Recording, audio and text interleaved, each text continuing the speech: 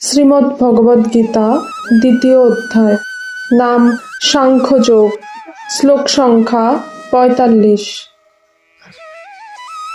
ত্রৈগুণ্য বিষয়া বেদা নস্ত্রৈগুণ্য ভবার্জুন, নির্দ্বন্দ্বো নিত্যসত্ত্বস্থো নির্যোগক্ষেম আত্মবান। ভগবান শ্রীকৃষ্ণ অর্জুনকে বললেন, হে অর্জুন, বেদসমূহে প্রকৃতির ৩টি গুণের সহিত সকাম কর্মের বর্ণনা রয়েছে। তুমি সেই ৩ গুণের ঊর্ধ্বে উত্থিত হও। সুখ দুঃখ আদি দ্বৈত ভাব থেকে মুক্ত হও। সর্বদা শুদ্ধ সত্ত্বগুণে অবস্থান করো এবং লাভ ক্ষতির চিন্তা পরিত্যাগ করে আত্মনিষ্ঠ হও। রাধে রাধে।